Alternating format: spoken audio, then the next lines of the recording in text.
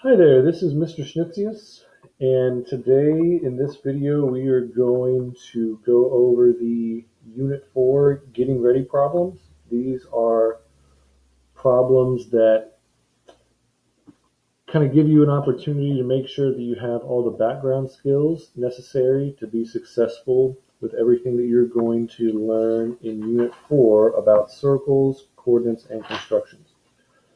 So if you're following along in the PDF on the class website, this is right at the beginning of the Unit 4 PDF.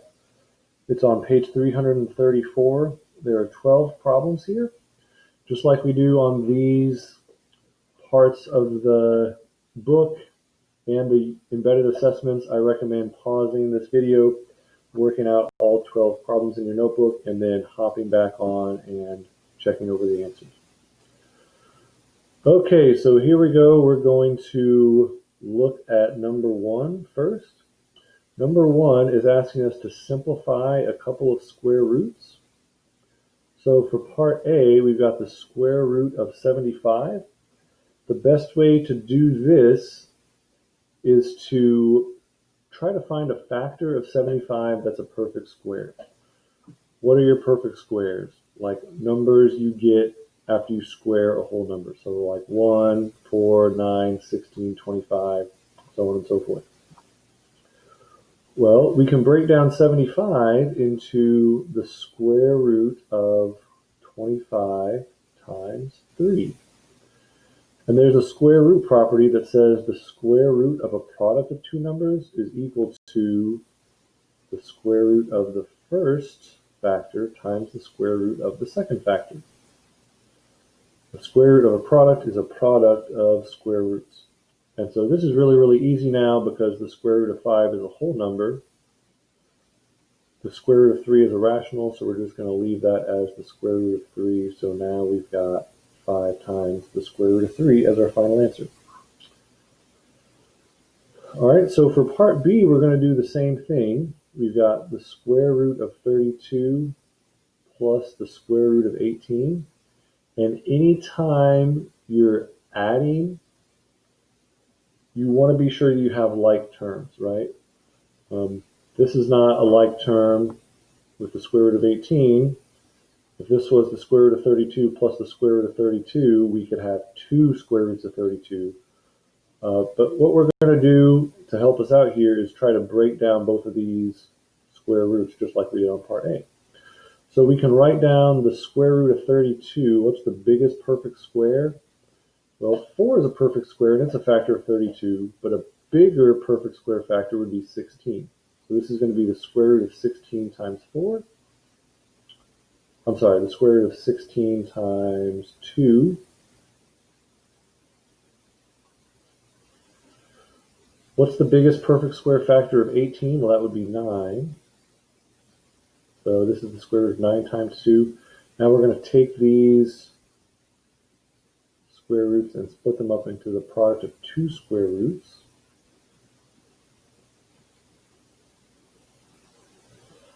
And this is going to come out to be pretty nice because now both of these expressions have the square root of 2. The square root of 16 is 4, so this is going to be 4 times the square root of 2 for the square root of 32. The square root of 9 is 3, so it's going to be 3 times the square root of 2.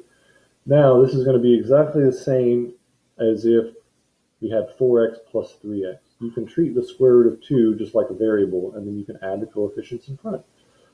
So 4 square roots of 2 plus 3 square roots of 2, that gives us 7 square roots of 2. And that's the final answer for part B. All right, number 2 is asking us to solve some equations. So the first quadratic equation is x squared minus 7x plus 10, and that equals to 0. So whenever you have a trinomial like this, one of the best things to do is try to factor that. And that shouldn't be too difficult because we've got a coefficient of 1 right here in front of the x squared. We can go ahead and put that coefficient there. So we're looking for what we can multiply together to get x squared minus 7x plus 10. Well, we know that x times x would give us 1x squared. So we're going to start each of our factors with an x. And now we're looking for two numbers that we can multiply to get positive 10 and add to get negative 7. Well, let's think about what the factors of 10 are. We can have 1 and 10, or we can have 5 and 2. 5 and 2 add up to 7, so I'm going to put a 5 here and a 2 here. But since we want the sum of these two factors to be negative 7, we need to put a subtraction sign. We need to make each of those negatives. And that'll still check out because negative 5 times negative 2 is positive 10. Negative 5 plus negative 2 is negative 7. So now, since we're multiplying these two factors together and equaling that to 0, we know that one of these is going to have to equal 0. That's the zero product property. So we could say x minus 5 equals 0. If this factor equals 0, it doesn't matter what we plug in for x minus 2, the product will be 0. Or we could also have x minus 2 equals 0. So now these equations are very, very easy to solve. We need to add 5 on both sides for the first equation. That gives us x equals 5. And then here, to solve this x minus 2 equals 0 equation, we want to add 2 on both sides. So that gives us x equals 2. These are our two solutions.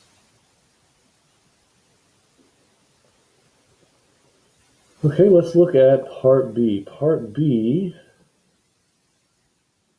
is 4 times x plus 2 equals 6x. Well, the first thing that we could do here is distribute the 4 to both of these terms inside parentheses. That's going to give us 4x plus 8 equals 6x. So whereas part A was a quadratic equation, part B is going to be a little easier. Since this is just a linear equation, we just want to get all our x's on one side and our constants over to the other side. So we're going to go ahead and subtract 4x on both sides to get all our x's over to the right-hand side. So now we've got 8 equals 2x. This is pretty easy from here. Now we can simply divide both sides by 2. So that gives us x equals 4. All right, let's try part C now. Part C says x times x plus 1 equals 2 times x plus 1. Well, just like we had a first step in part B where we used the distributive property, we're going to distribute the x to both terms on the left side of the equal sign and distribute the 2 to both terms inside parentheses on the right side of the equal sign. So x times x is x squared. X times 1 is 1x. 2 times x is 2x. 2 times 1 is 2. And so this looks more like part A than part B. This is a quadratic equation because we have this x squared term. In part A, this equation was easy to solve once we got a 0 on the right-hand side of the equal sign. So that's what we want to do here in part C. Since we have a positive x squared on the left-hand side, we're going to move this 2x over to the left-hand side and move this 2 over to the left-hand side. Those terms are going to cancel out on the right-hand side, and we'll be left with x squared. Okay, 1x minus 2x is negative 1x. We didn't have a constant to start here with, so 0 minus 2 is negative 2, and that is equal to 0. So now we want to factor this trinomial. Factor x squared minus 1x minus 2. Well, since we have a value for a of 1, that's just going to be x and x. Okie dokie. So we need two numbers that we can multiply to get negative 2 and add together to get negative 1. There are not very many factors of 2. 2 times 1 is pretty much our only choice. This one's a little bit different than part A because this is a -2. So one of these needs to be positive and one of them needs to be negative. We want to choose carefully because we want the sum when we add these two numbers together to be -1. So we're going to do x minus 2 and x plus 1. Because -2 plus 1 equals -1. So we're going to use the zero product property again. Either x minus 2 is going to equal 0 or x plus 1 is going to equal 0. We're going to add 2 on both sides of the equation for the first equation, so that's going to give us x equals 2. We're going to subtract 1 on both sides of the equation for the second equation. That's going to give us x equals -1. Those are our two solutions for part C. All right, number 3 is asking us to find some products, asking us to multiply. So first we've got 5x squared times 3x squared. This isn't going to be too difficult. We just need to multiply the coefficients together. 5 times 3 is 15. And then we're going to multiply the variables, x squared times x squared. Well, when we multiply like bases, we add the exponents. That's going to be 15x to the 4th.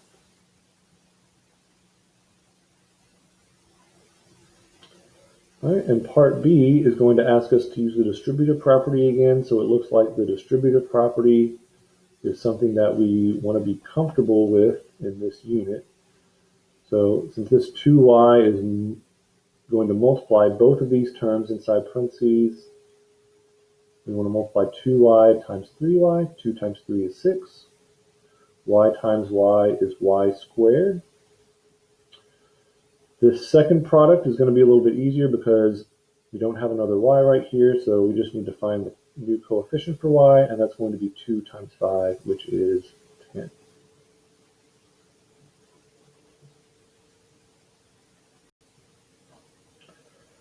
Okay, let's check out number 4. Number 4 says find the distance between the following. Well, in order to do that, we're going to want to use the distance formula. So that's going to be big old square root x2 minus x1 squared plus y2 minus y2, sorry, not y squared, plus y2 minus y1 squared. So all we have to do is plug these coordinates that we're given into the distance formula. To make it easy to know what goes where, we're going to label our coordinates first for part A. So 3, 4 are the values for x1 and y1. -2 and 6 are the values for x2 and y2.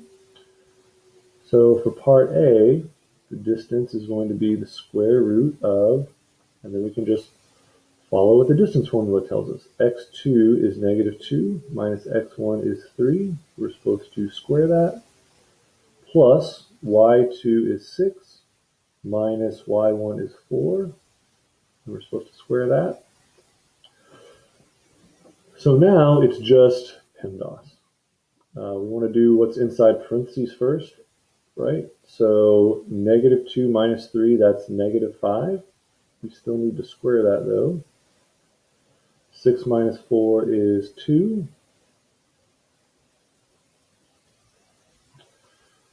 All right, so now we've got exponents that we need to use.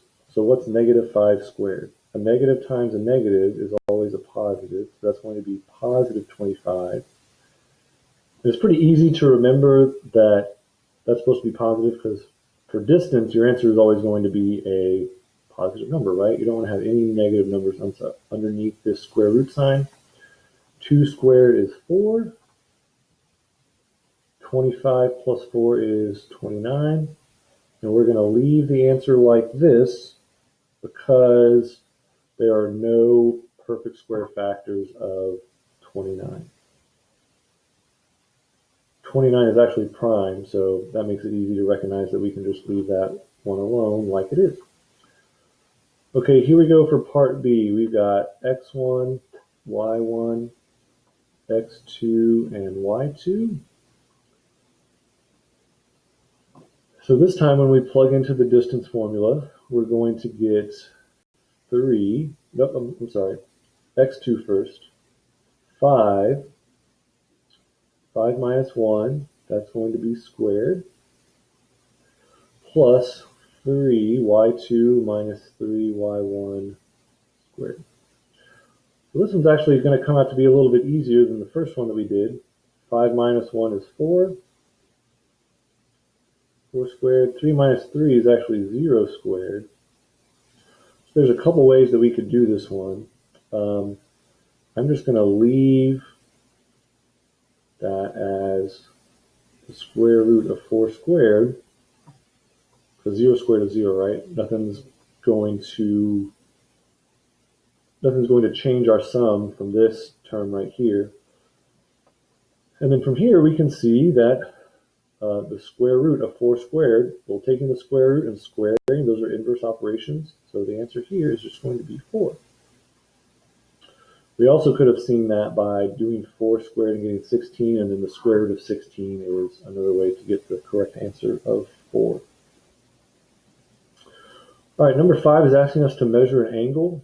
You might have a protractor at the house. If not, there's a link on the course website to give you an app online where you can measure angles. All right, so we want the vertex of the angle to go right here on the crosshairs of the protractor. And then we need one of the sides of the angle to line up with this horizontal line on the bottom. So we need to rotate the angle around. And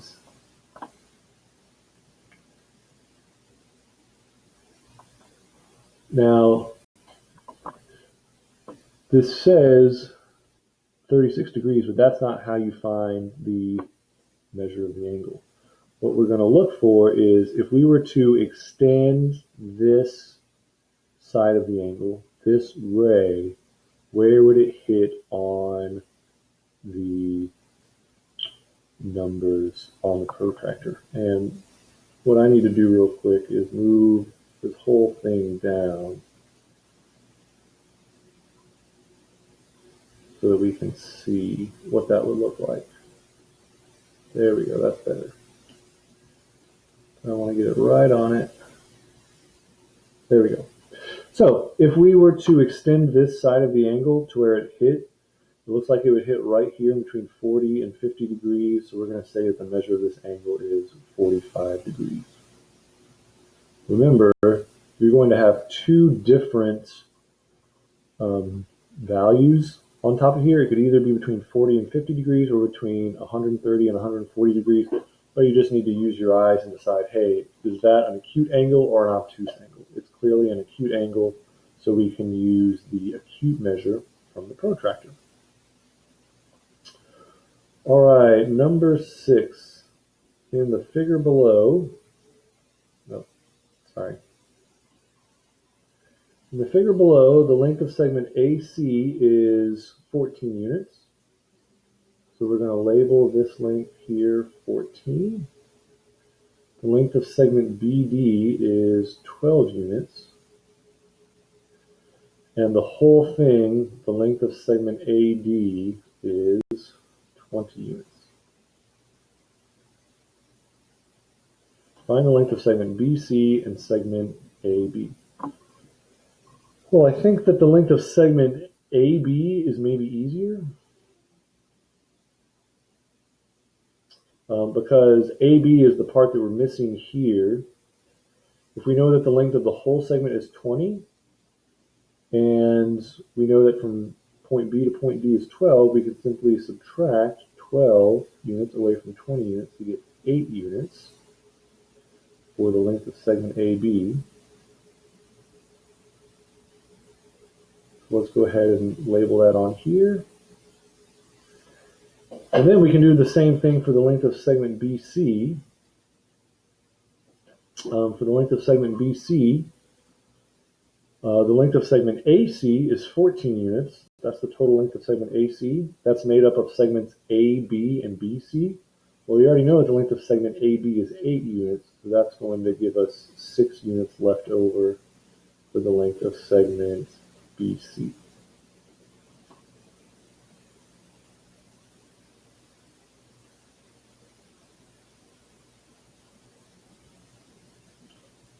Give me just a quick second to close this out so we don't have to stare at that protractor anymore. There we go.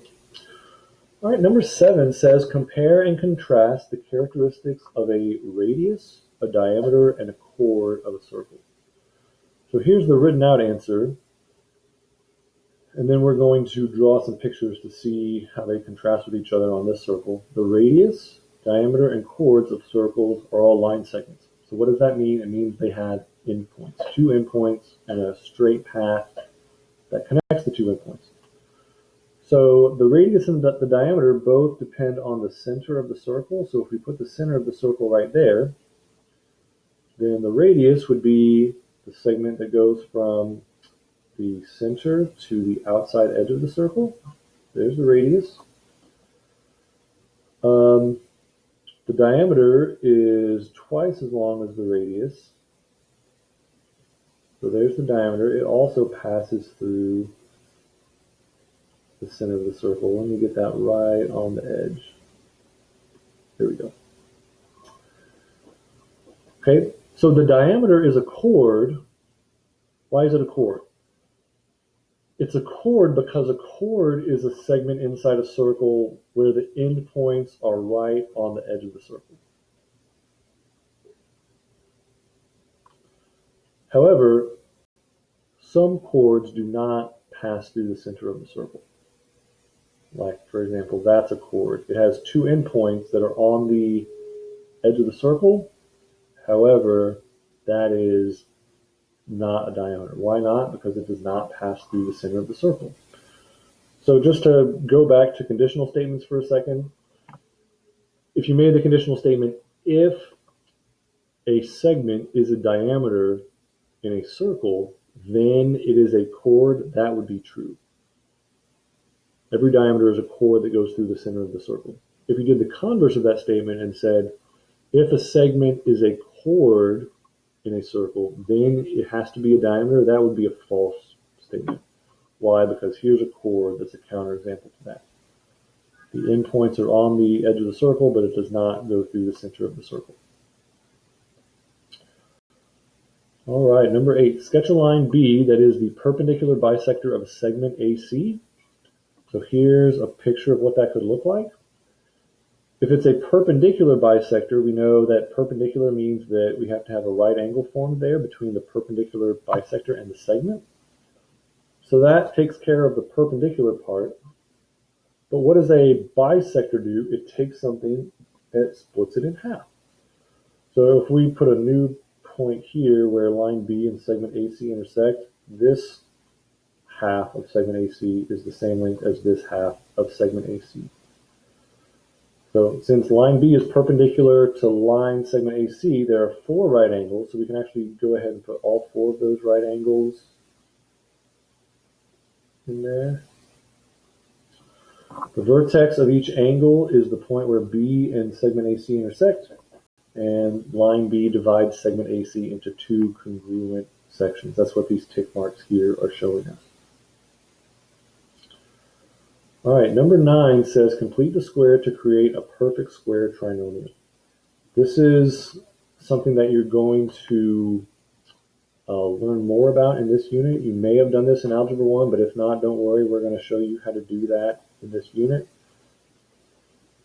So remember, when you have a trinomial in standard form, you got ax squared plus bx plus c. B is the most important value when you're trying to create a perfect square trinomial by completing the square. Okay, so there's just a couple easy steps whenever you find, whenever you're trying to complete the square, you need to add b divided by 2 squared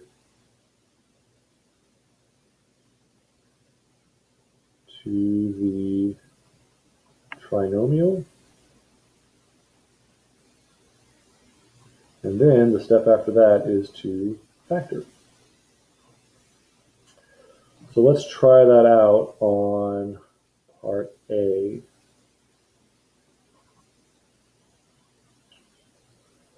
So first we want to do b over 2 squared. Well, b is 16.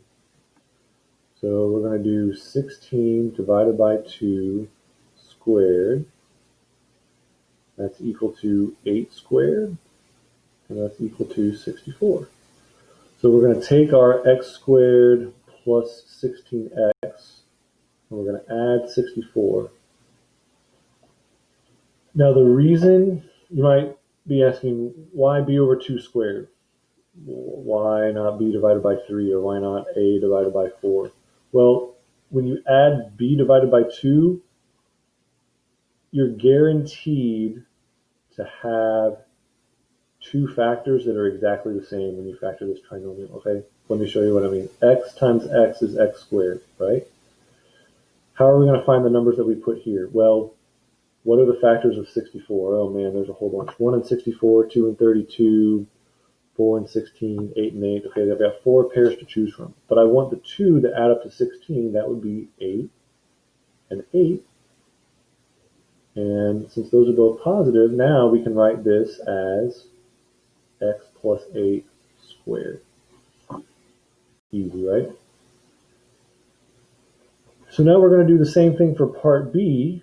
We're going to do negative 10 divided by 2 squared. That's negative 5 squared. That's 25. So I don't want to run out of room underneath, so I'm going to rewrite the binomial that we started with as a trinomial after we add 25. Okay, how should we factor this? Well,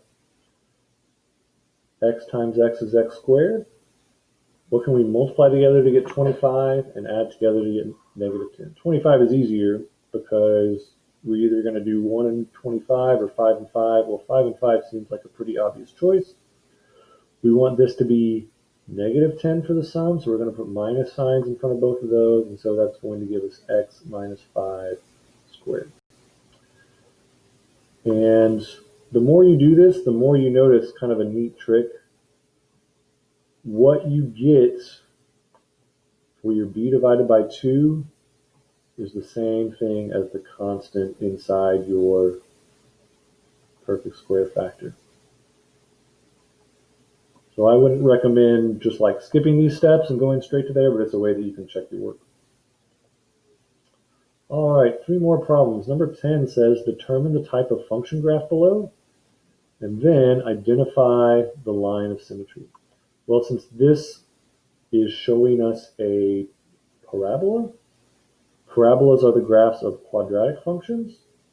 The line of symmetry is the line that divides the parabola in half, and that line of symmetry is the y-axis. There we go. That red line, the y-axis, is dividing this parabola into 2 perfectly identical halves. Number 11 says describe how the graph of y equals x squared differs from the graph of y equals negative x squared. Well, just like we saw back here, when you have a quadratic function, that's something in the form of y equals ax squared plus bx plus c. Y equals x squared is the quadratic parent function, so that's a U-shaped curve that opens upward because we have a positive value for a. This is y equals 1x squared, positive 1.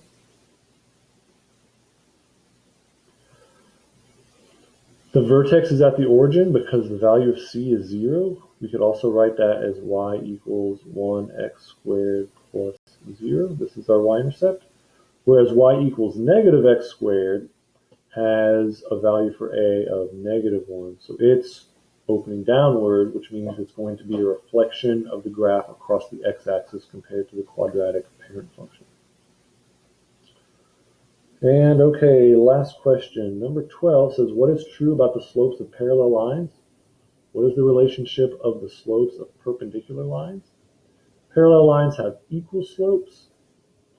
So So let's look at an example for that. That could be like y equals 2x and y equals 2x minus 7.